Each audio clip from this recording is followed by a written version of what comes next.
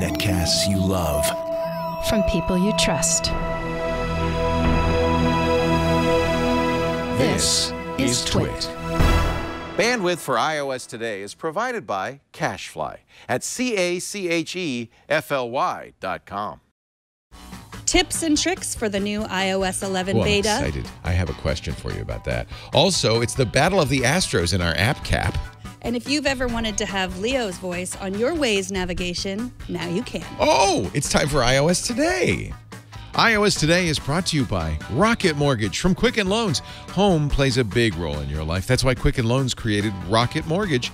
It lets you apply simply and understand the entire mortgage process fully so you can be confident you're getting the right mortgage for you.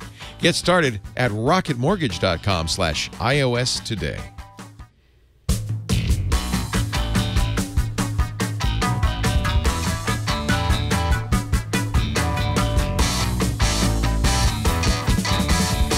iOS Today, the show where we cover the iPad, the iPhone, the Apple Watch, and the Apple TV. I'm Leo Laporte. I am Megan Maroney. If I sound like I just woke up, it's because I did. It is, yeah. It's breakfast with Megan and Leo, although you're probably watching this any time of day. Yeah, but we are now recording at a brand new time, an ungodly hour, 9 a.m. Pacific on Tuesdays. That's noon Eastern. Still an ungodly hour. If I were in UTC, though, it wouldn't be so bad, 1600 UTC. And we welcome you to the show. We're going to talk about a little iOS 11 beta, if So, you dared. Last time we were on, and by the way, if you, we have so many people who don't live in the U.S. who are baffled by the fact that no shows were produced on last Tuesday, last July 4th. In America, we celebrate July 4th, the 4th day of July. It was the day we decided to separate from the British Empire. Maybe a terrible error, but it's done. Maybe. And and so that's why there was no shows last week. But that's just because of a U.S. holiday, which, darn them, our employees demand off. I demand to blow things up on July 4th to celebrate America. So we thought we'd give it to them, but we're back, and this is our new time from now on. So 9 a.m. Pacific on Tuesdays. I hope you will join us to watch me slowly wake up through the hour. You don't even have coffee. Do you drink coffee? I drink a lot of coffee. I love coffee. God bless coffee. In fact, that's really all I allow myself on many days. You know, I don't eat. I skip meals. We don't say fasting. The F word is not allowed on this show. No. Nope. We say skip meals, but I skip many meals. And you're looking great, I must say. I've lost almost 30 pounds. I might start Don't do trying it. No, okay, I won't. It's no fun. Okay, good to know. I'll tell you, but you need to read up on it before you do it. There are actually some very good YouTube videos as well on intermittent fasting. Is all the rage now in Silicon Valley and Hollywood. But we're not doctors, and we're not recommending it. In fact, I did check with my doctor, by the way, and he's fine with it. He was puzzled by it. In fact, that's what he said. He said, "Yeah, I think they're trying that in Hollywood." I said, "Yeah," but he certainly didn't say it was not okay. So that's okay. I got permission, and you should also check with your physician and do what she says, because she knows best, not us. We're just fake TV hosts. We're not even real TV hosts. We're fake TV hosts. We are. And we're really good at being fake TV. Some of the best. We should rename it. Somebody, Wyatt guy in the chat room saying we should recall this iOS This Morning. Yeah, we could. Yeah, we're not. Okay. Because many people watch it in the evening. Yes. So you and I debated 2 weeks ago whether we should put iOS 11 on our computers and our iPads, and we said no. I said no. I said we shouldn't talk about it because we don't want to encourage people to do it, et cetera, et cetera. Yet, if you have one of the new iPad Pros or an old iPad Pro, that's when it really starts to sing. And I think both you and I decided we should probably try it. Now, you're using it on an older iPad. No, you got me a brand new iPad. Oh, or Lisa congratulations. Did. Lisa got me the brand new iPad. We're both using the 10.5-inch iPad Pro. John bought me the iPad Pro. You had done it on your 12.9-inch iPad Pro. And now, so we're now both using iOS 11, and I think, again, just a word of warning: don't do it on your. If your iPad is important to you, don't. It's not going to be out officially. This is what they call a public beta. It won't be out officially till the fall. However, it's extremely reliable, right? I've had, a couple problems, but Weird things occasionally. Yeah. But beta things, and no crashing, no irreparable problems. Not at all. No data loss. I don't, I guess, use any programs that are incompatible, but there are some programs, particularly 32-bit programs, that won't work. So you should check if there's something you need. But everything works fine. It does have some different things. Now, if you just look at this, you couldn't, I don't know if, could you tell it, maybe because of the way the dock is, you could say, well, there's something different about that. The first thing you'll notice that's different is the new control panel. So double tapping doesn't bring up the old recents screen, the recently opened things. It brings up here this, what used to be the control center, and all in a big jumbled mass on the right. Although you get used to this pretty quickly. I had to show somebody. Oh yeah, that's volume. I know that is a weird volume. Isn't that weird? And that's screen brightness. You can turn that up and down. There's different buttons, many of which are not labeled, but that's okay. You can also control, like you can add or subtract things from that. Yeah, you can edit it. And notice if you hold it, it gets big. And then to the left instead of the card stack, just thumbnails of everything you've opened for quite some time. This goes on and on and on. Remember, this isn't all stuff in memory. This is stuff that you opened at some point.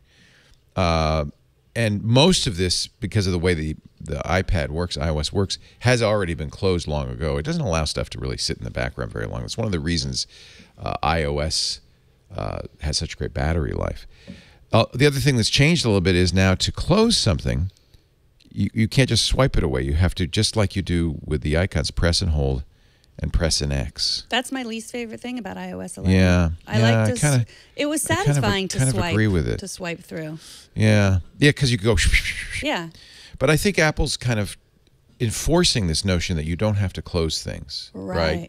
That it's not necessary. You shouldn't have to ever do that because iOS handles that automatically. Right, but if you just feel like it's untidy or you're trying to hide something, right? Then you would. The other thing that this is probably the single most complained about feature in iOS 11, so that's why I'm showing it to you first. People complain that the new control center, you don't sweep up from the bottom anymore. Oh well, I guess you do. Yeah, you swipe a little bit for the dock, and then a lot for the notification center. So, well, if you have a program open, you get the dock. That's what's confusing. So the behavior is different. So now if I have a program open, this does something different. Right, but then you keep swiping. If I keep going, it will eventually get to that. I like that. Yeah, I don't mind that so much. So but of all the features, this is the one that's most reviled in iOS 11.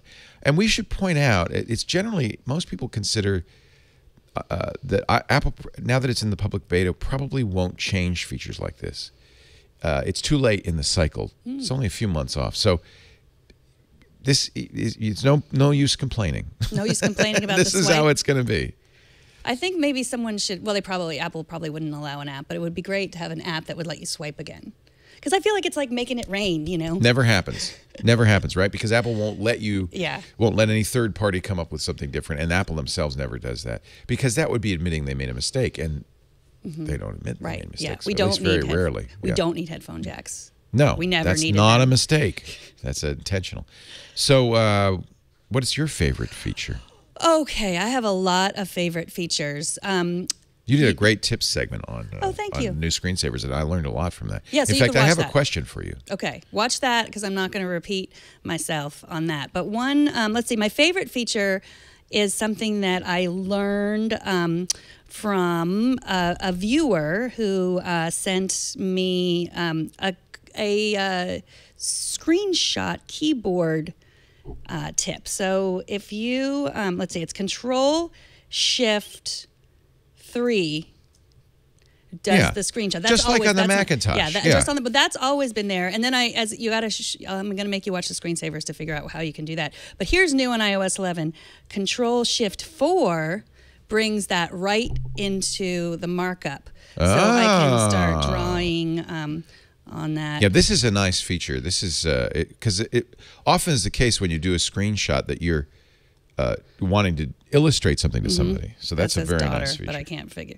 But yeah, so that I really like that. So by the way, you Control said Shift 4. I want to correct something. Okay, what did I Because do? you said Control. Oh, Command. It's Command. Command. Sorry. And the reason I mentioned that there is a Control key, and this only is on the keyboard itself. I mean, but there is a Control key.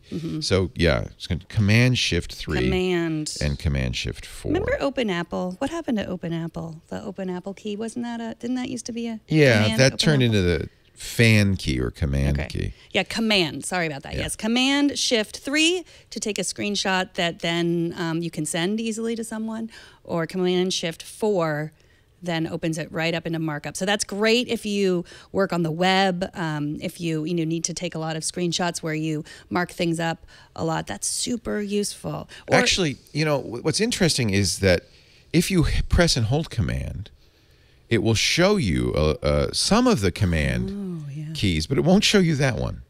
Oh, weird. Yeah. Yeah. I wish it would. If you show my screen, Kevin, see if I press and hold Command, this little helpful pop-up comes.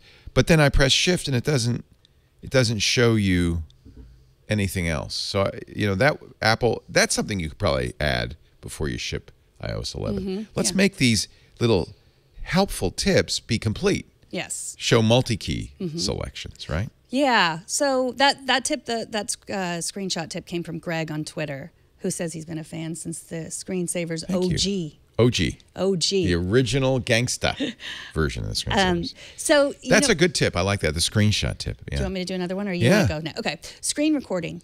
Did you know that you can do screen recording on iOS 11? No. It's built right in. I mean, there's obviously been lots of apps, ways you can record your screen, but this is built in, and you can add it. You have to enable it. You add it into your notifications. So go to Settings. Can you? Oh, there we go. Settings. By the way, Scooter X is telling me that the Beta 3, which is not available yet as part of the public beta, but is available for developers, does now allow you to swipe up in the app switcher instead of pressing and holding the X. That is a nice. I think that's a good thing. Thank you, Apple, and thank you, Scooter X. Yeah, because I was about to switch to Android if I couldn't. We should no, you weren't. We should make it rain. We should mention that we are talking about and are going to continue to use the public beta, not the developers beta. So we're not that crazy. No. And also, that's probably most likely the one you're using, and a few of you might be developers like Scooter. Okay, so the Control Center, take a look at my screen again. So you go to the Control Center, and then you want to customize controls. And so I already added screen recording. Usually it's down here, screen recording. But you have to add it. But you can add all these things. You can add changing the text size. You can add magnifier, guided access, all these things if you use them often. So screen recording is now a button. So then I swipe up. See, this is one problem with this thing. I swipe up, and then here's screen recording. So I can press screen recording, and now everything I'm doing is recorded. So here's when you look for Flappy Bird. No more Flappy Bird. I'm going to show people how you can switch to iPad only, iPhone only. And yeah, because I didn't know that, so I'm glad you're showing me yes, that. Yeah, that's something that we can talk about. So there's no more Flappy Bird. Isn't that sad? Because I guess it doesn't work anymore. I got that tip from. That might be a 32-bit app, so that's so that's another tip. Yeah. Save your Flappy Bird somehow. Okay, so then I'm going to go back to screen recording, and I stopped screen recording, saved automatically to photos. So then I go to my photos. And let's see. Let me use my Apple Pencil. That's how I can sneak in there. Wow. You can really add a lot of things, and the Control Center then becomes extremely complicated if you turn on all those buttons. I don't know why. See, this is occasionally you will. What are you see, doing? I'm trying to get to my. Oh, it's frozen. Yeah. So, that. Oh. There's photos. Okay, so here's the screen recording. So one tip on if you are recording your screen and you're going to upload it to YouTube or something. Records to the gallery. It records, it records right away. So you might want to trim it a little because you don't want to see this where you pressed record and then, so that's just my There must be a recording. keystroke that you could start recording without having to. You're not showing my recording, Kevin. We already saw it. Oh, yeah, you already saw it. We already That's saw okay. it. Do you but mind? look, no hands. Nice. No, that's really helpful. Yeah. That's really great. I'm thinking maybe we'll do that instead of doing all this stuff live, because when our things freeze, we'll just record. Well, it's also great for people who are doing, how-tos and applications. Mm-hmm. If you're an app developer and you want to show how your app works, things like that, that's really nice. Or if, like, your mom calls and says, like, I can't figure out this new thing on the that's iPad. great. Because my mom did say, how do you, because we were playing with messages, she said, well, how do you do that, whatever it was, the balloon thing or the slam thing? Now I can record it. And I say, oh, it's easy, Mom. You do it like this. Thank you, Apple. Okay, so what happens when your mom asks, should I download the iOS 11 beta? What do you tell your mom? No. Mom, no. Don't, please. Because I don't want to have to answer questions about it. The dock has changed in other ways, by the way, which I really like. Notice now I have, these are the old style icons in the dock. You can, still load them up. In fact, I think you can get more in now. But then there's a bar. This is much more like on the Macintosh. And on the right, they're the 3 most recently used apps. So in this case, it shows my email, Narwhal, which is a Reddit reader, my preferred Reddit reader, and the Hangouts app. So as you use apps, so let's say I use Facebook Messenger and now go out of it. Facebook Messenger now is showing up in the dock. Not sure how the order works, right? Because that was the most recent app I used, but it's in the middle. But still, that's alphabetical, maybe? Mail, Messenger, Narwhal? Hangouts. Oh, Hangouts. No. As often is the case with Apple, we don't really know. Like, remember the slide-in order thing? This, by the way, has changed also, the way you split screen. But that leads to my question. Are you a split screen expert? I have been getting used to it. So if you have something running, here's our Twit application. Let's say you're watching us, and you would like to start then doing something else. How do you I don't know. So you slide up to get the dock, right? Oh, you slide up to get the dock. And then, not all the way up. No, slide up, just let go of that. Okay. Slide up to get, and now then I what got do you the want to dock. do? Do you want to Let's say a file manager, which is also new. We'll show you that. Over so to the I just side. slide that in there. Yep. And there's 2 ways it could go. This is a window. Yep, you windowed. Except it's a weirdish kind of window because there's only 2 positions for the window, left or right. So it's not like a window you can arbitrarily place. It's either on the left or the right. You can't go. What happens when you put it in the middle? It just scoots over. That's weird. This is a new game we could all play. How can let's just see if we'll go. And then you can do another one, right? Can you? I think so. You should be able to do 3. Wow, so that would try be really. Safari or maybe something. that's the idea. No, see, it went away. You should be able to put Really? a window. You can do 3 like 2 panes. screens, 3 So anyway, you can make this be a pane by dragging right. it. Now 2 it's a panes pane. and a window is what you can do. 2 panes and a window. Oh, maybe that's the distinction. So there's a pane, and now I can have a window. Whoops. This is very tricky. No, I already have that open. Let's open something else. Let's open this. Okay. No. Can Safari be a window? Yes. No. No? No. It can only be a pane. Oh. Understand the What can be a distinction. Let's do Messenger. Anything Messenger. can't be a window? No. I don't know. And then, okay, so let me go to, this is what happened to me. Safari now can have 2 panes. We used to have a separate application. So I've got 2 panes. I can't get rid of them. I can't go full screen anymore. How do I get this to go? I can't. It seems no longer, if I do that, it goes to a previous page. It doesn't, I can't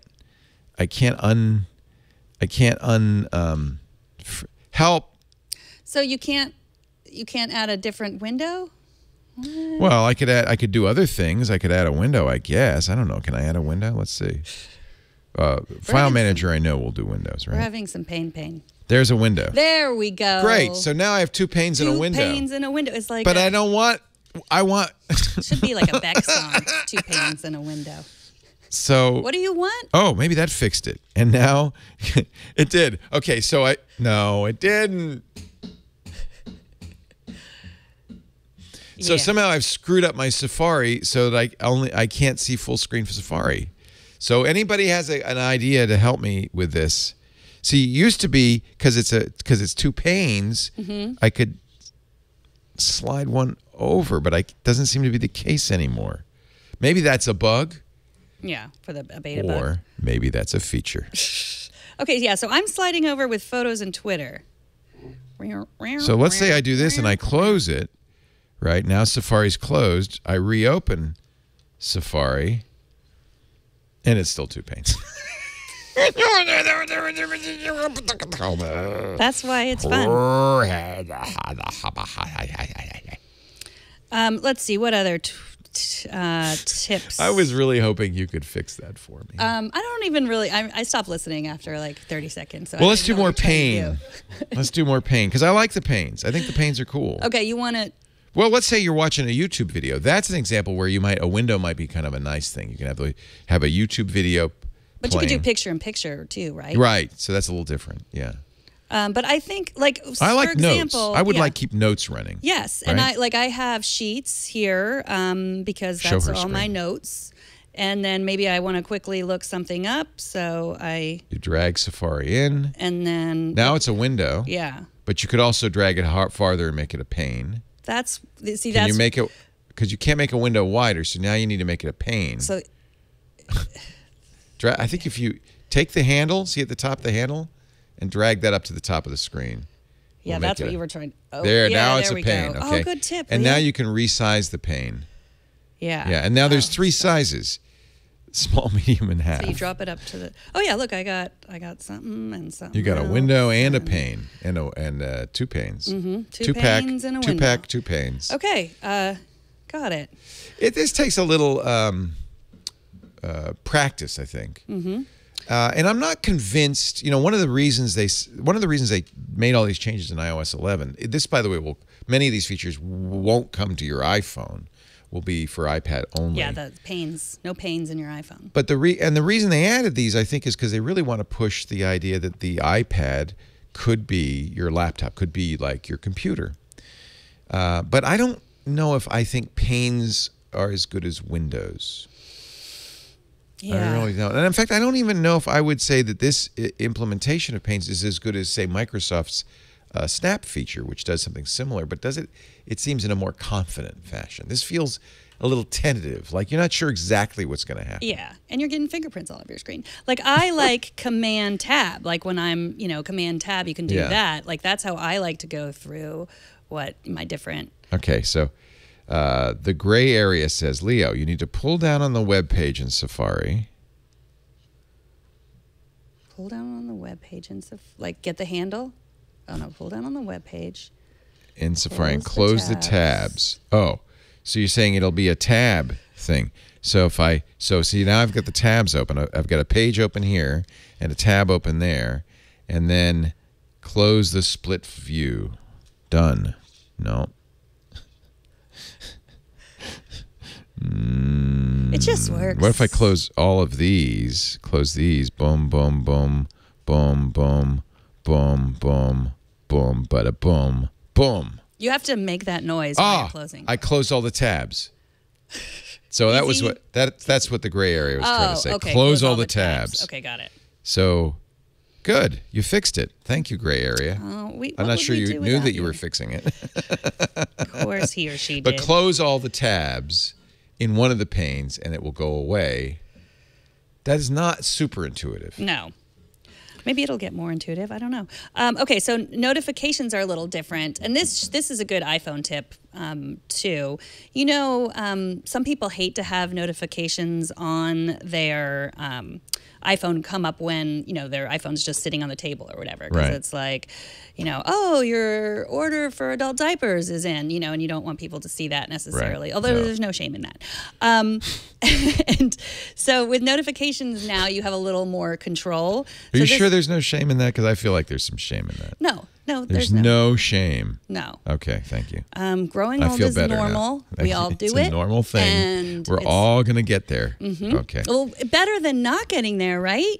Yeah, it's better than the alternative. Yes. As my friends always say. Okay, so here's notifications. You'll notice this is new in iOS 11, show preview. So it just gives you a little bit more control over the notification style. So notification previews will be shown whether the iPad is locked or unlocked. So that's something to know, that if you have notifications that you want to keep secret from the people that your iPhone have, access. I mean, your iPad or iPhone, if you have it on a table often. If you let's just say something like you're ordering a beautiful new car for your wife or something like that, and you don't want her to see it. Right, exactly. So show previews. So you want to adjust this.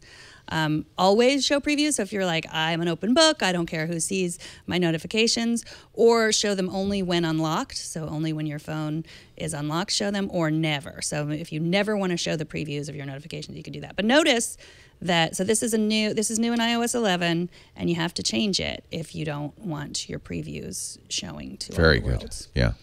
By the way, Pat Blue is in our chat room, and I presume he's the same Pat who wrote my Twit. Thank you, Pat, for writing an amazing app. And he or she, no, I say he, so Patrick, says that my Twit, which is the latest Twit app, supports both split screen and picture-in-picture. So he figured out how to do all that. Pat Blue, how has it been developing for iOS 11? Have you added iOS 11 features into this? I love it that I can have. Let's say I'm watching Twit Live here, which is weird because I'm doing it and watching it, and then I open let's say I open Safari. Will this then? Yeah. See, then it goes down here, and that's the picture-in-picture that you were talking about, right? But it would also, now this is going to get a little strange, but I could also could I also open it in a pane? I could. So if you want even more Twit. Like you want to watch the live while you're watching last week's. Yeah. To see what we said last week. You can even do that. So but that's interesting. You could do a picture-in-picture and a window. What happens if I slide the window over, though? Oh, the picture just stays there. So that's really nice. Well done, Pat Blue. Yeah, thank you. Well done. We appreciate the really nicely done application. Me too. Let's see. I don't know if I have any other tips besides the ones that I already showed on the screensavers. Well, show them again. Not everybody watches a screensaver. You can show more stuff. I don't mind. I have to say, once you get used to it, iOS 11 is, I think, a nice improvement overall. The dock, the ability to have more in the dock, for instance, and to have the dock be there while you're running an application is fantastic. You're reading your Twitter feed. You could slide up the dock and launch other applications. Oh, have we mentioned drag and drop? Oh no, that was the other thing that I mentioned on. Should we show drag and drop? Show a little drag and drop. All right. So let's say I'm gonna. I don't know if this will work. I've never tried it. I'm gonna create a tweet, and I want to drag something in from photos. Right now, what happens if you don't have photos open here? I mean, you don't have photos in your dock. I'd have to exit out of this, I guess. Think so, yeah. I'd have to open photos. Let's open photos. I then would have to, now this is why it's handy to have these most recent things. Let's go back to Twitter, and now I can go and I can make a panel out of photos. Okay. And now I've got my tweet here, and let's say I'm going to add a photo to my, can I just drag it into the tweet? Let's see. I bet it only works with Apple. It might be that like Twitter Mail. hasn't yet updated their app to do that. That's too bad. So let's open something else up. Mail. Then. It would work with Mail. It would work with Mail. It would probably work with messages, right? Let's let me send you a message, okay? Okay. I'm starting a message to you. Now I want to add photos as a pay, and I think this will. I'm hoping this. Not holding it down long enough. Yeah. I think this will eventually become something that you can do quickly and happily. Oh, yeah. I want that photo. Oh, do you have to hold the photo for longer before you drag it? And then, no. I think it might just work in Mail right now. Let's start a message. Oh, that's frustrating. That is. So you think it's just for Mail, huh? It might work in like, Keynote or other. Oh, let's, okay. We can do that. We have the technology. Keynote. All right, let's try it. Here's Keynote, and I'm going to start a new presentation. Yes, we'll use iCloud. Oh, God. Okay. Yes, I'm creating a presentation. Thank you. Okay, now, double tap to edit. Now, okay. No, I don't really. I want to drag a photo into it. Let's see here. So you're saying press, first of all, again, hold it long enough so it goes, and now we got a photo. Okay. Now drag. So it'll work, I'm sure, in, maybe I'm doing it wrong.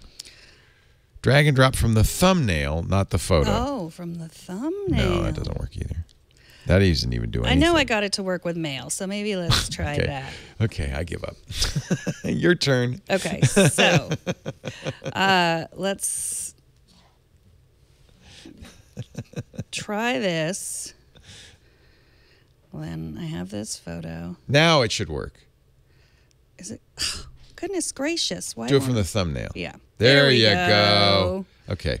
So it's clearly it's not yet expanded to other, even Apple apps. But I'm sure by the time it ships, messages will be updated so it'll support it in messages, because that's an obvious place you'd want to do that.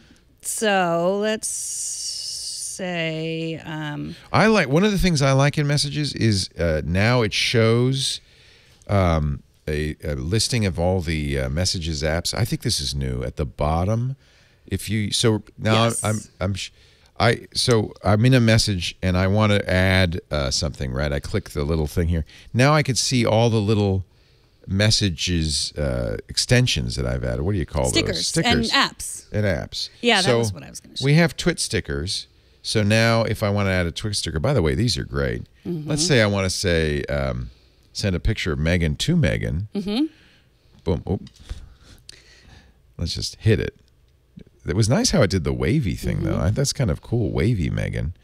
And then I can send that off to Megan. Now she has a picture of herself in her message. So I think that, because it was a little, before they did this, it was hard to figure out what you had available to you, right? I think that's a nice feature. For some reason, my June oven has stickers of food, really nice food. So let me just send you a sticker of a T-bone steak. How about that? You're going to love that. I do love it already. Yeah. See, not delivered, either one of them, because apparently you no longer have that phone. Baked potato to go with your steak. Good, then show that phone number. Yeah, there you go. There you go. Love it. It is really cleaned up, I think. Yeah, what else do we like? Mine's not delivered either. I don't know why, and that has the right, because I was trying to send you a Wonder Woman sticker, but I couldn't. Send you a little handwriting. That's not new. Anyway. But it's definitely cleaned up. It was messy before, and you couldn't really understand it. That's my pencil, so it's probably paired to mine. Yours is behind. Okay. Another little tip. Don't draw with somebody else's pencil. Never draw with someone else's pencil. Here, that's kind of fun. Why aren't I getting all your messages? You could show my... Yeah. Hi there, Megs. Did anybody ever call you Megs? Yeah. You can call me Megs. There you go. Oh, we're not on Wi-Fi? My Wi-Fi's on. Who knows? It's the mysteries of text messaging. Anyway, or drawing. I like that. They'll go through eventually. So there's a number of new features in iOS 11. I think it's worth trying. I wouldn't. Again, you kind of have to give the disclaimer that Apple gives, and you shouldn't install it unless you know what you're doing. If you have to ask, you shouldn't install it. On the other hand, I find it quite reliable, and while some things may change, this is a public beta, which generally means Apple feels pretty confident about it. It's funny because I haven't installed the public beta of High Sierra, the next version of Mac OS. That makes me nervous, and I use my Macs for more serious stuff than I do my iPad. But I feel like even if this is your only iPad, well, there's always a risk. Maybe I shouldn't say that, because what if you're a big Flappy Bird fan? Yeah, I know. I wouldn't do it if it's your only iPad. Right. But I mean, if you don't use your iPad for, if it's not I wouldn't do it. I'm not going to do it on my phone for sure. Yeah. But you might be riskier. You might be less risk averse than I am. So Patrick again, who's our author, says an app has to be built with the new iOS 11 SDK software development kit to support drag and drop, and most of the native apps, including Messages, do support it. So maybe we were just doing it wrong. Yeah, we were doing it wrong. Yeah. I did get an email about someone who did have trouble with the beta. So I don't know if we want to read that email first. But I mean, we should say that Joey, he says he has a story of why doing the public beta is a bad idea. Okay. And he wants to know what you should do. So, we're not a tech support show, but I'll read it anyway. He said he downloaded the public beta. It installed no problem, played with it for a couple of days. Then one morning, I put it on the charger before work and went to work and came back. And all it showed and continues to show is the Apple logo. And if it's not the Apple logo, it's low battery symbol, even when it's on the charger. And I tried to continue and tried to restore via iTunes, but it won't recognize it. And it has twice said, do you want to grab info off this iPad? And I hit continue, and it looks like it's going to do something, but it doesn't. So I haven't been able to restore, so I don't know what to do. So you want, at this point, well, you've probably already done this, but there are 3 stages of grief. No, there are 3 stages of screwed up. What do I do? Of course, the first stage. Blame Leo. Blame me, because I should. So this is not specific to iOS 11, but I don't think your problem is necessarily an iOS 11 problem. It sounds like there's a problem in general. So, of course, people think that this on-off switch turns it on and off. That's a screen on-off switch. And as you probably know, but I'm going to tell you, the stage 1 is to press and hold the on-off switch until you get the slide to turn off, and then power it off. That's an orderly shutdown, just like on any computer, an orderly turn off. If that doesn't work, and I suspect it will not work because you're not even in the screen thing, if you press and hold both the on-off switch, whoops, you got to do it at the same time, and the home button for a certain amount of time, and I won't do this because I don't want to reset it. That's a hard reset. And if you do that, it'll take about 5 seconds. You'll get the Apple logo alone, which he's getting. So I don't think this is going to fix it either. At this point, you want to do something called the DFU. Now, I'm going to suggest that you go to iMore and search for DFU, or just Google iMore DFU, because this requires, believe it or not, or is very helpful anyway, watching a video to do this, because timing is really important. DFU, which stands for Device Firmware Update, actually goes back and it will wipe your device. So one of the very strong cautions that we should have been giving, and certainly Apple will give you before you install iOS 11, is back up your existing iPad to iTunes. It sounded like he did that because he was trying to hook it up. He was trying to restore it. So that's what will happen here. And if you follow this, this is a way to force the device to start from fresh and restore from that backup that you made. So you will be going back to iOS 10. The reason I suggest going to iMore, and there are videos on YouTube, but iMore we trust, is because timing is so critical on this. You have to turn off your device if it isn't already, and then press and hold the on-off button and the for 3 seconds. Then press and hold the home button on the front of your device while still holding down the on-off button. Then keep holding both buttons for 10 seconds. Then let go of the on-off button, but keep holding the home button for 5 seconds. And then, if you get the Apple logo, you blew it. But if the screen stays black, you're in DFU mode. And eventually, you're going to get the logo that says, please attach this to iTunes. I don't know if they show that screen. But that's when you're going to attach it to your computer and you can do a restore. So DFU is the 3rd stage. So the first stage is turning it off fully. Second stage is the reset. And then the DFU, which requires pretty specific timing. And chances are the first couple of times you may not get it exactly timed right. That's why if you do this, if you play this video on your computer while you're doing it with your iPad, this video has the timings in it. And so you just follow along with them and you're much more likely to get this right. So that's called DFU, and it is something you shouldn't do as a matter of course, but it is the last step before the 4th step of grief, which is to bring it to the Apple Store and have them fix it. Could be. I think it's not. That may or may not be related to iOS 11. These things happen. And it can happen with or without iOS 11. So it may not be related to iOS 11. It may just be that, that happened as a coincidence with iOS 11. Well, you know what's even more confusing than pain management? I know exactly what you're going to talk about. Mortgage. The pain of getting a mortgage, a home loan. Now, you just went through that. I did. A lot of running around that you didn't have to do. If you had listened to our advertisement, you would have saved yourself a lot of trouble. But you know, we had the same problem a couple of years ago when we bought our house. We went to a big bank, well known, the one with the stagecoach, and deeply regret that because for some reason, I think it was because of, I don't know why, but the problems in 2008 or whatever. They wanted a lot of paperwork, and then they wanted a lot more paperwork, and then they wanted a lot more paperwork, and we thought, oh, it'll be done in a month, right? So we have vacation a month, but surely we'll have the loan by then. We almost lost the house. The seller was saying, if you don't get a loan, we're going to go to the next person online, and we said, no, really, we're going to get this loan. It took us several months. We were on vacation faxing stuff.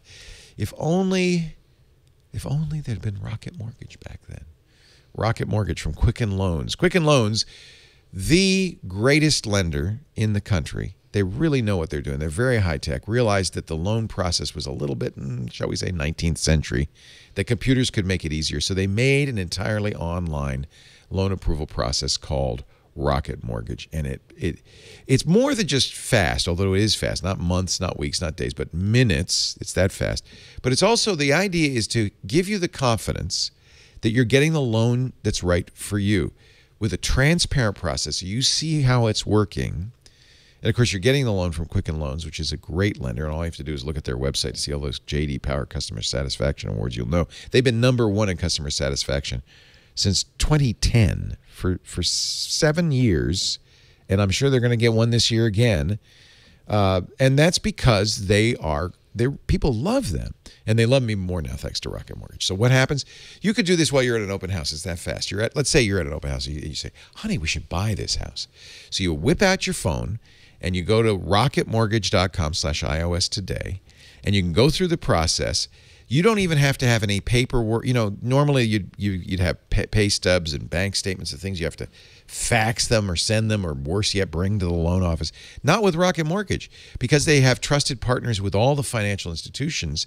All you have to do is press a button, log into your bank account or whatever, and they will send all that information to them automatically.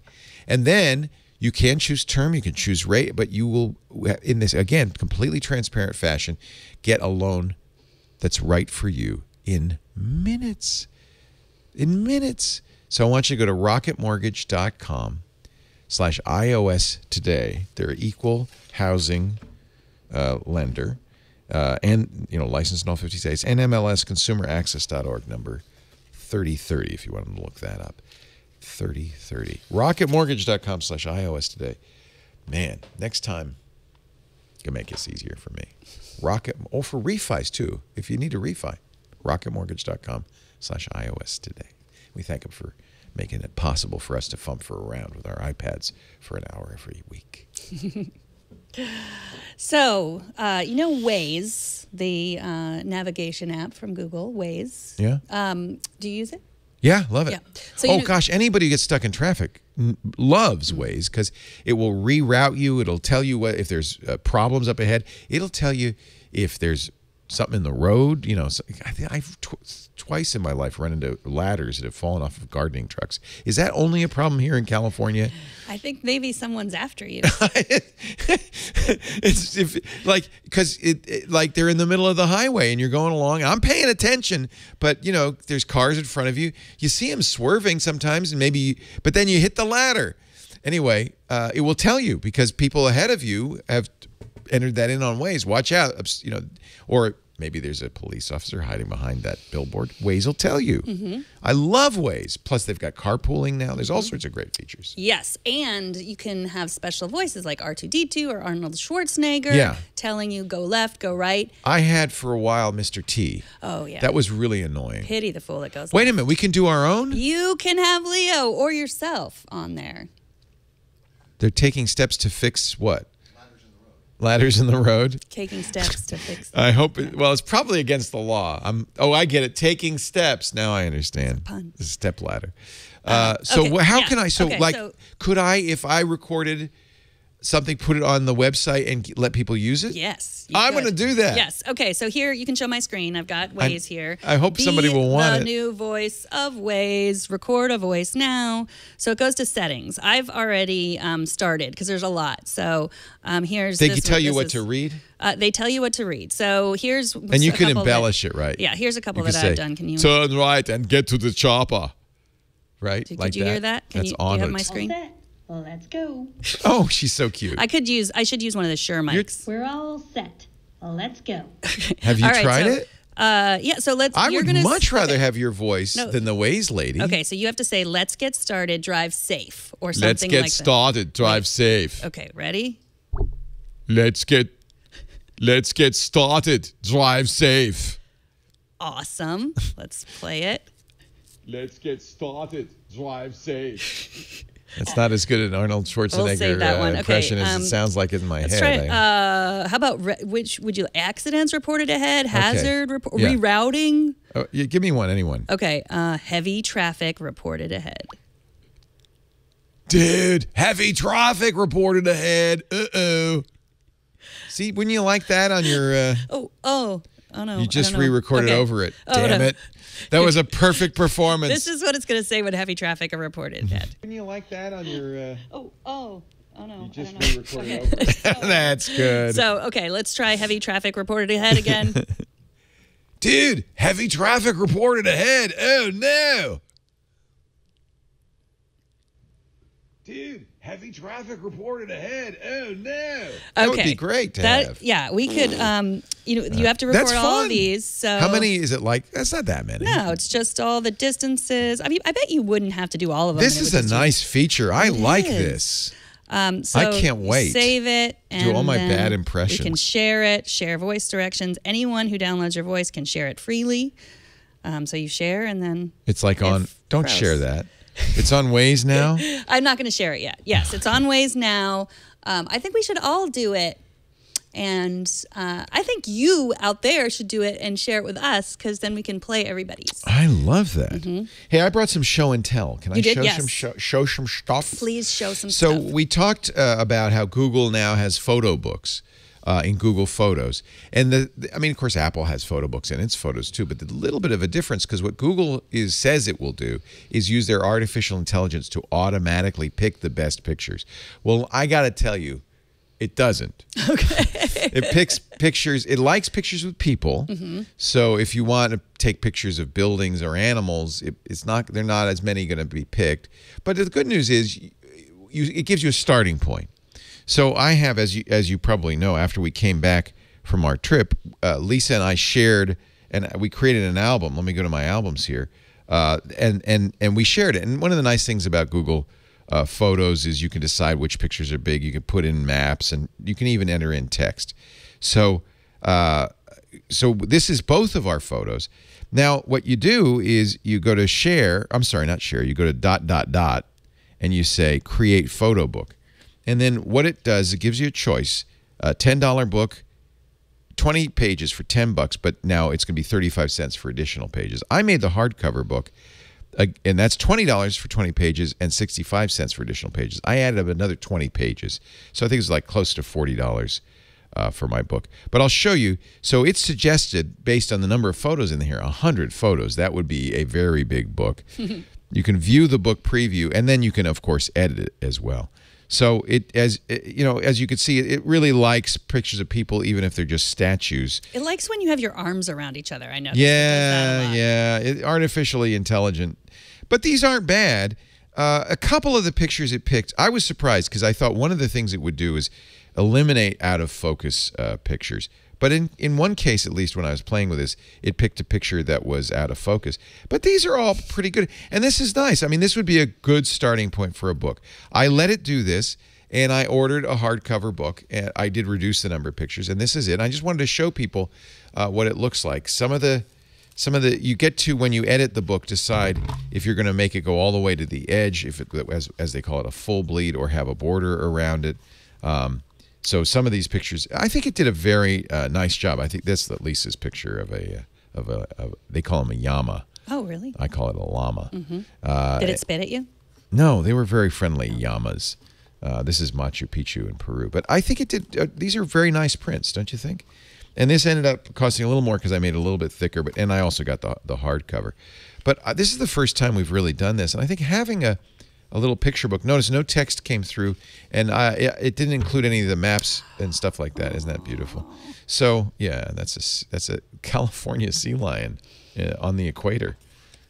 Anyway, I'm very happy with how this came out. And then I thought I saw an ad probably on Facebook or Instagram for another service called ZNO that was more aimed at photographers. By the way, this is the only Google branding is on the back. It says Google Photos. Apple does something very similar. What's nice about this is a brand new feature from Google, but I would say that the quality is pretty darn good. But if you are a photographer and you want to step up, this is a company called ZNO. Now, these books are lie flat books, and they also don't include any text. But they're, I think, better quality prints. But they're very affordable. This was $15. You're limited to 24 pictures, although as a photographer, that might be a nice challenge. You see, it's thick cardstock. It's like a board book. You could give it to a baby. It's like a baby's board book. And I think the reproductions are quite good. So if you're a photographer and you maybe, or you want to do a wedding album or something, maybe a keepsake that's a little bit more serious. Again, no text. Apple allows you to do text. Blurb and Lulu allow you to do text. Yeah, Google allows you to do text Yeah, as well. Google allows you to do text. But this is just focuses on the images. And so, but I think if you have some images you really like, this is a nice way to do it. This is ZNO.com, ZNO. And they have a lot of different books. They call this their little black book. You've ordered a book for yourself, right, from Apple. No, not yet. I'm going, I always get stuck because I get like, oh, I got to pick out the best pictures. I got to write the best words. That's where Google has an advantage by just kind of the automated, at least as a starting point, which saves a lot of time. And I think they did a pretty good job, frankly, with the automated stuff. I'm going to order an Apple book. I'm going to make one from a recent glamping trip. Then we could do do the glamping trip. I think that's the other thing is this is 100 images. That's too many images. I'm going to have to cut it way down. Did you say how much this was? Because this was cheap. It was like $15. Yeah, the ZNO was $15. I probably spent twice that at least on the Google book, but that's because I added pictures. Theirs are normally a little bit less expensive. So anyway, I thought I'd bring a couple books. And then I brought one other thing. This is something Renee Ritchie told me to get for my new iPad Pro, and it's something you may want to be aware of. iPad sells, and this is, I think, intended for the MacBook. But the charger that comes with your iPad Pro is, I think, a 12-watt charger. But the iPad Pro can support faster charging if you have higher wattage. This is not much bigger than your iPad charger. Apple sells it for about, I think it's about 40 or 50 bucks. This is a 29-watt charger. So this would charge twice as fast. And in fact, the iPad, I should warn you, does heat up a little bit when you use this. But there is a catch to it. Your normal iPad charger has a USB Type-A connector, and that's the cable that comes with your iPad, the Type-A, the normal USB to Lightning. This is a Type-C connector because it's intended for the MacBook. So you'll have to buy an additional cable. These are about 20 bucks. But you get the Type-C, and this is actually useful. If you have a MacBook, a Type-C to Lightning connector is the only way to, without dongles, to easily connect to your MacBook for charging. So now this has become my go-to charger. I carry this around if I need to fast charge my iPad. There it is. That's the 29. It's hard to find, by the way. How long did it take you to find it, Kevin? You have to go to the store and then search in accessories, and it's probably not listed as an iPad. I Googled 29-watt. Oh, you're a little smarter than me. Just Google. Google's always better than Apple. As soon as I heard you say 29 watt. Yeah. Kevin's So that's on his 50 toes. bucks in the U.S., $49 in the U.S. And then they also, but you remember you have to get a Type-C to Lightning cable. I actually bought 3 Type-C to Lightning cables. The other nice thing about that is when your son steals your power adapter, he'll be baffled and give it back to you. That is just enough of a reason. I wasn't going to get it. I was like, I don't need fast charging. Unless he's smart enough to steal your, as Michael did, power adapter and cable. And I said, Lisa, where'd it go? I had where. And we kind of knew where it went. So we went in Michael's room. And Michael, if you're looking for it, I have it. We should have like locked cabinets with all our lightning cables. So that's a little pricey. I mean, you end up spending 50 60 bucks or 50 bucks for the brick and then another 20 bucks for the cable. But it is a faster way to charge. I have some show and tell as well. Oh, please. So I was going to ask you about this. You recently bought me the new iPad. Look. Just look at the. No. Look. Go back to the table shot. Okay. Look at this. So my iPad's held up with this flimsy little Apple Smart keyboard thing, and frankly, it comes off all the time, and it just drives me nuts. I like the keyboard though, and I love the ability to type on my iPad Pro. I think that's what makes it, a little more pro. If you will, and it uses a smart connector. But you found something different. I did not like the smart keyboard. It's a little floppy. I didn't like typing on it. I often found it difficult to connect. It just wouldn't connect to the smart. I don't know if there was like schmutz on there or something. And you mean the magnetic connection? It would just not work that often. So Lisa bought me this new iPad, and thank you, Lisa. Yeah, do you like it? Isn't it nice? I love it. I have to say I'm blown away how fast the 10.5 is. But I noticed you've got something special and different. Yes. So I said I don't want the smart keyboard, and I started to look around, and so I have two items here. One is the Studio Neat Canopy, and it's $40, and it doesn't come with the Magic Keyboard that I have attached to it. It sticks to it. I'm not going to unstick it. But do show me what it looks. Can you wrap it around your iPad? Look how so it's not an iPad case now. They're not called Studio. No, they're not called Studio Neat for anything, for nothing. That's tidy. This is looks like pretty. a sweet little wallet. Like I'm a big fan of the brown leather. So then you always have, and then you buy the Magic Keyboard separately.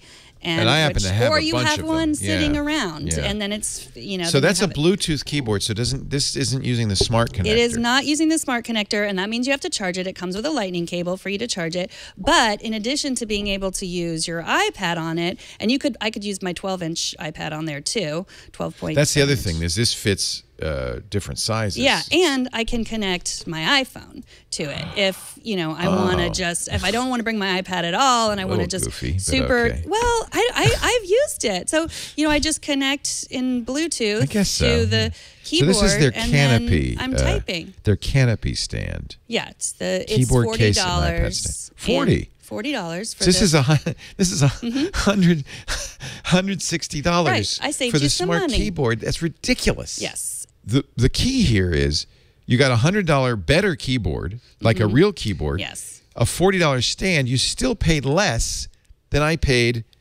for the smart. Right. And they should really call it the smart keyboard for dummies. Yeah. So $140 if you don't already have a Magic Keyboard sitting around. But as you could see, I was struggling a little bit, and maybe I don't know. So if I want to get the dock, it's hard. So see, if you show Leo's for a second, you have access right there to the dock. It goes flush to the keyboard. Yeah. So and if you show mine now, you can't. I'm trying to get the dock. I'm trying to stick that's my not thing good. down here. So I've kind of had to.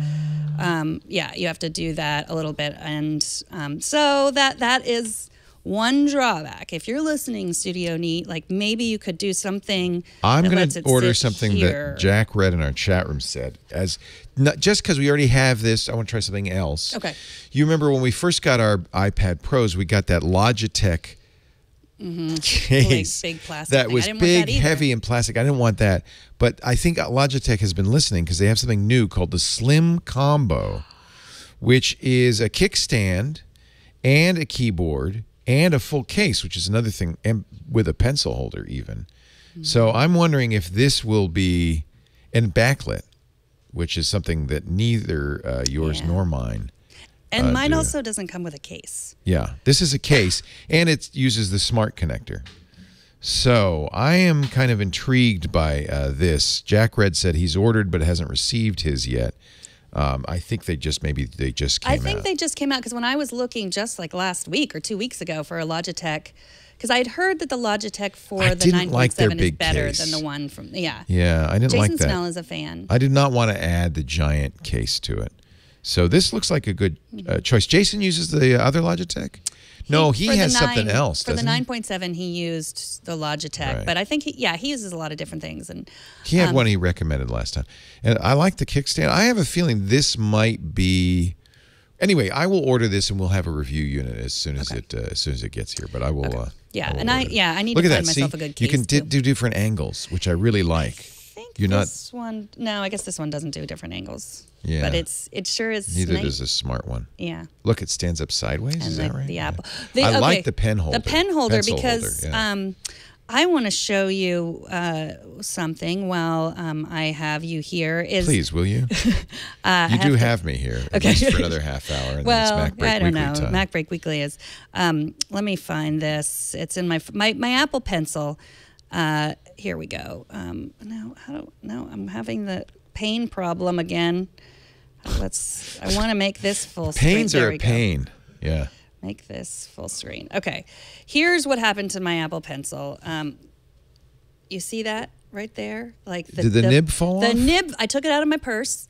The nib had fallen off. I'd lost the back to it. Yeah, that's why you need the something. Yeah. So thankfully I have a nib again because I didn't save my nibs because my mom has an Apple Pencil as well, and she saved her extra nibs because she's kind of a hoarder, but I'm not going to call her a hoarder anymore. That's why they give you 3. Yeah, I threw them away. Yeah. I don't know where they are, but she had extras, and she's my mom, so she gave me her nib because I think like nibs cost like like $20 for extra nibs. Which I think is a lot. But so thanks, Mom. You're not a hoarder. You actually have some things that I need. And I ended up finding this. So. There is kind of a goofy, and I don't know if I would really want to use this. Apple has a pencil case, which is $30. Is it a charger as well? Does not, I don't believe. Let me look and see. I don't think it charges. You don't really never need to. I mean, it never runs It's just out. a leather thing that your pencil goes into. I think that's kind of goofy, and then I've seen even larger pencil cases. Let me see if I can find. And there this. are like loops that you can attach to your Yeah. iPad. I've seen those. Let me look at the Apple. It's called the pencil case, and it's really a box for your Apple Pencil. This isn't it. Let me see if I can find it. But it's kind of, I think it's kind of a waste of space. Once again, we go to iMore for a list of all of these pencil accessories. See if I can find it here. Yeah, the Surface A lot of people swear by it, and you can stand. There it is. Is that it?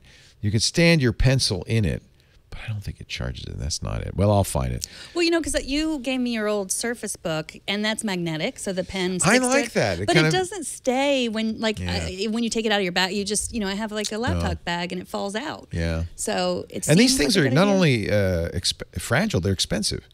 So you kind of want to treat it. I know. That's why I with felt bad about that. Some care. Well, we'll see if that Logitech slim case loop is good enough to hold the safely and protect it. And charging out the side like that, I hope that is the most ridiculous thing that Apple ever does. I hope they No, never do. I can already tell you the most ridiculous thing Apple ever did.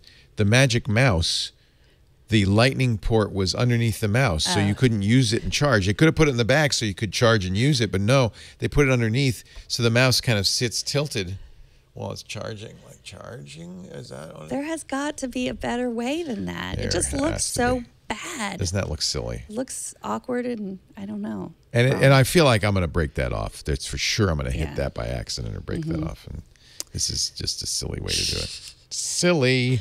Speaking of silly, is it time to wear a hat? Oh, yes, it is. I bought these in St. Petersburg. Russia? Yeah. When were you in Soviet Russia? Union, hat wears you. Is this how I wear this, or is this is probably Yeah. how I wear it? There's At a jaunty angle. brisk market in old Soviet Union stuff in modern day Russia. They These had are very small heads. Notice they all have hammers and sickles on them. There's a lot of pins. At first I thought, oh, that's kind of cool. These Soviet Army pins, were surplus and, preserved. Then I found out there was kind of brisk market in manufacturing hammer and sickle pins. And these probably aren't from the Soviet era.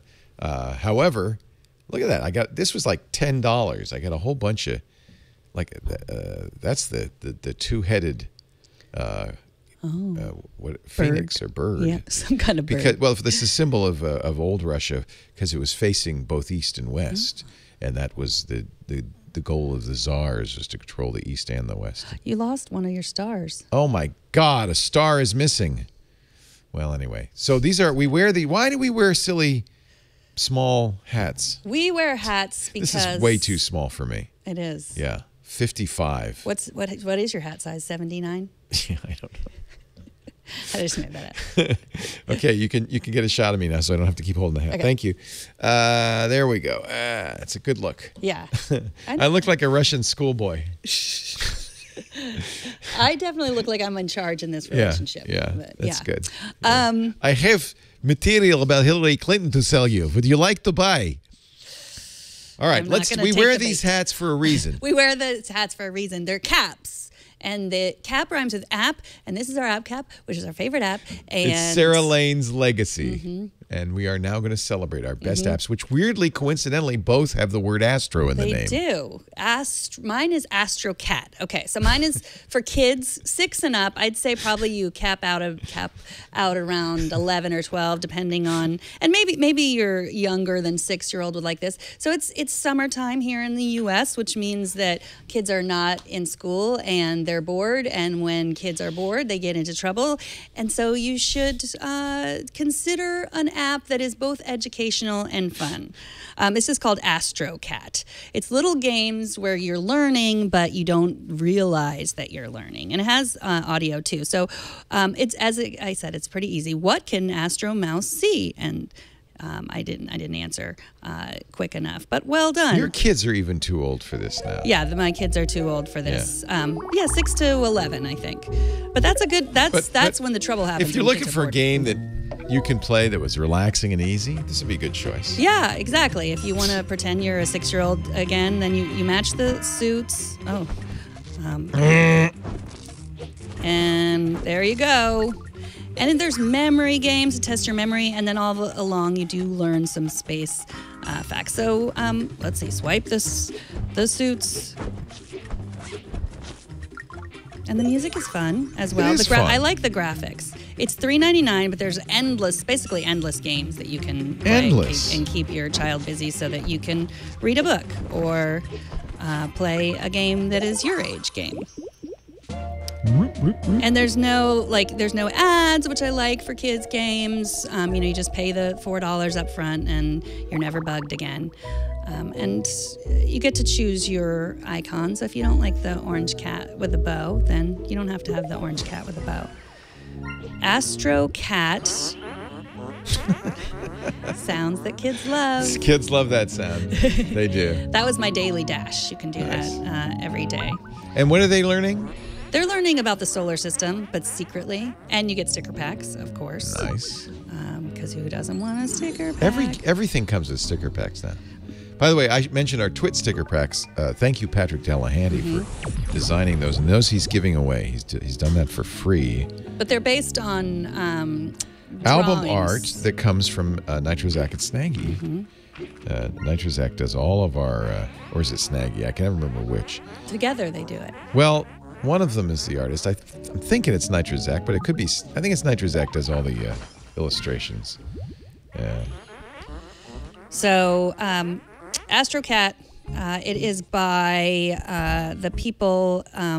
It's officially called Professor Astro Cat's Solar System, and it is by Mini Lab Limited, and it's available also. In addition to English, it's available in Dutch, French, German, Italian, Portuguese, Russian, Spanish. And if your 6-year-old is not reading yet, it's still a good game for them. Jason Howell looks kind of like, I want to say Gilligan in this. He has old Jason hair. I love the Jason hair. It's cute. But there's Megan. Anyway, that could be a bonus pick because I don't know if we've ever mentioned these. But if you use messages, you should absolutely get the Twit sticker pack. I also like the free Wonder Woman stickers, which are available as well. Those are good. Have you seen Wonder Woman? No. What? Is it good? Is it worth seeing? Yes, you need to see it. Really? You need to see it now more than ever. Now more than ever? Mm-hmm. Okay. Such a good message. Is it? It's a positive message? It's a positive for the kids message. Today? Mm-hmm. Yeah. Gal Gadot. She only got paid $300,000 to do that movie. And she was pregnant at the time. She was? Yeah. Really? She was like 4 months or 5 months pregnant. I did not know You notice that. they never showed her like stomach?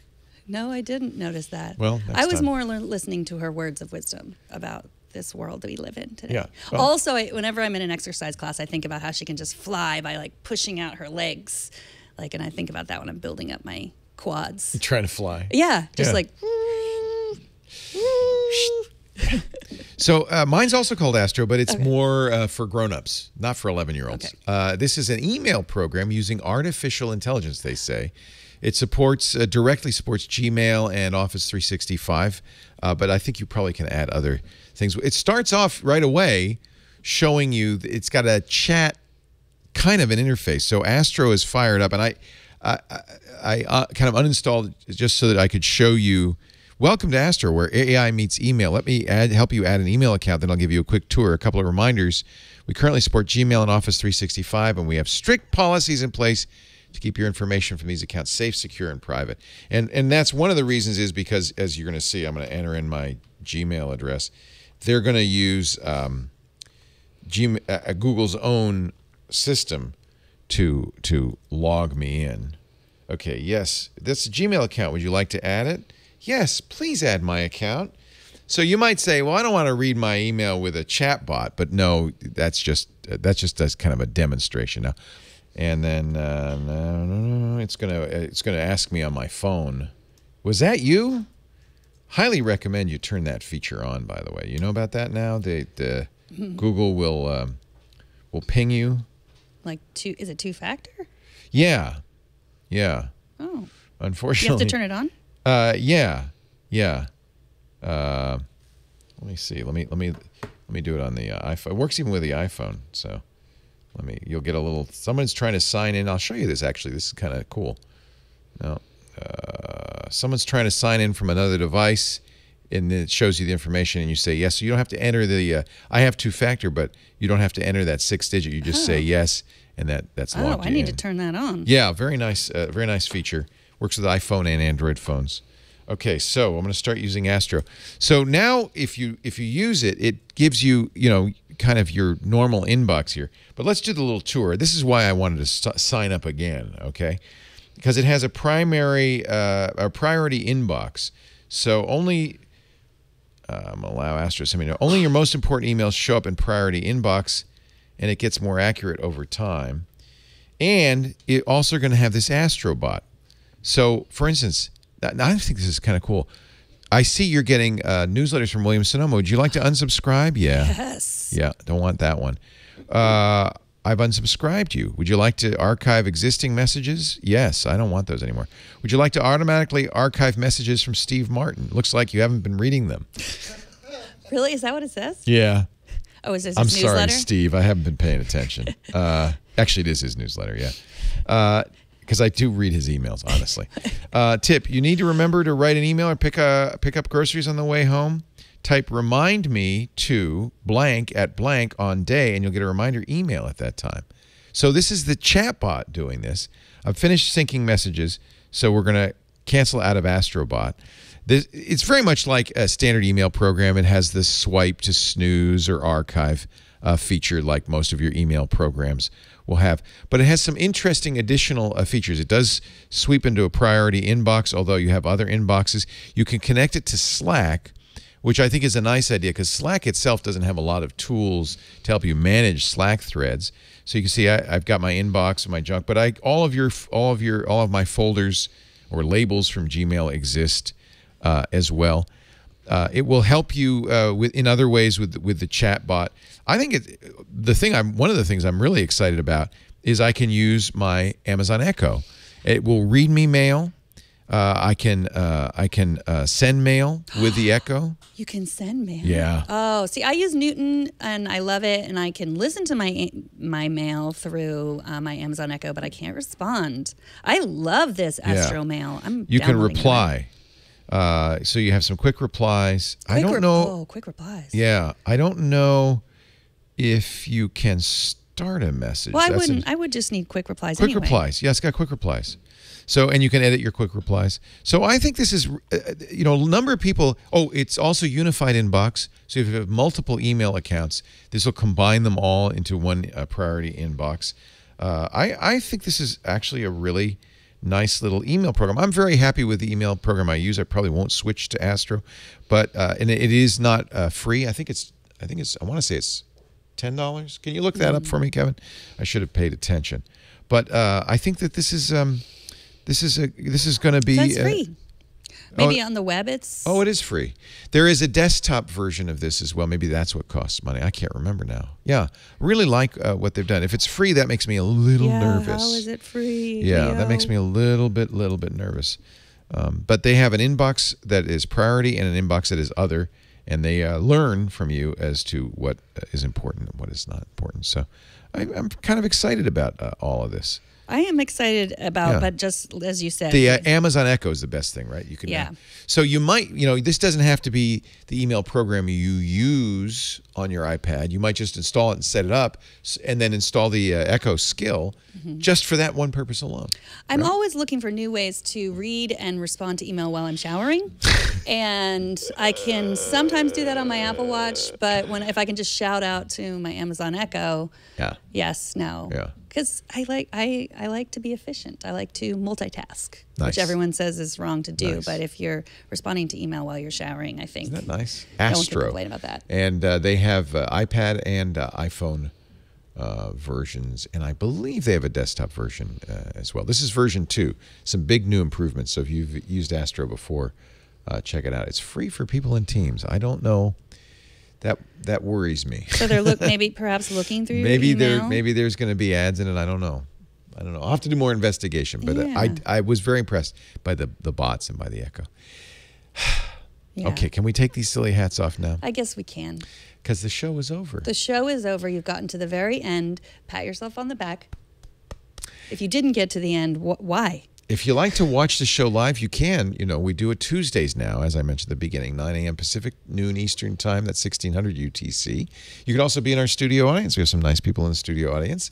All you have to do is email tickets at twit.tv and get up early. And then you can also see MacBreak Weekly right afterwards. That's why we put this here. We thought we'd have an all Apple morning, right? It's all Apple all the time this morning. Yeah, so MacBreak Weekly's coming up next. If you don't want to watch live, don't worry. You can always get on-demand versions on the website, twit.tv/mbw.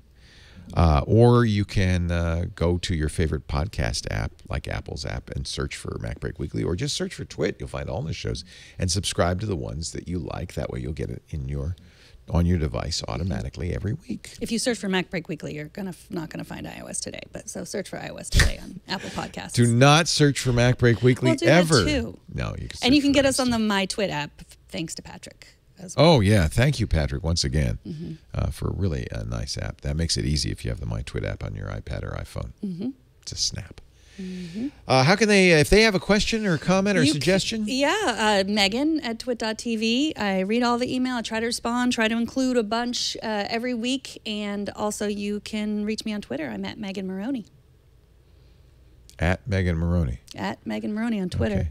And you're at Leo Laporte if you want to reach him once or twice a year on Twitter. No, actually, what I've been doing with my Twitter feed is posting news stories, because I do that anyway. I'm always collecting news stories for the various shows, and I thought, well, why don't I just automatically send those to my Twitter feed? So I set up a little script on Zapier, and it automatically takes all the stuff I bookmark and it makes a snarky comment. I have a whole stack of those, and it just picks the one on the top. Yeah, your administration is asking kindly that you stop tweeting, but we do what we can do. Sorry, they can't get my Galaxy S3 out of my hands. Thank you for joining us. We'll see you next time on iOS Today. Bye-bye.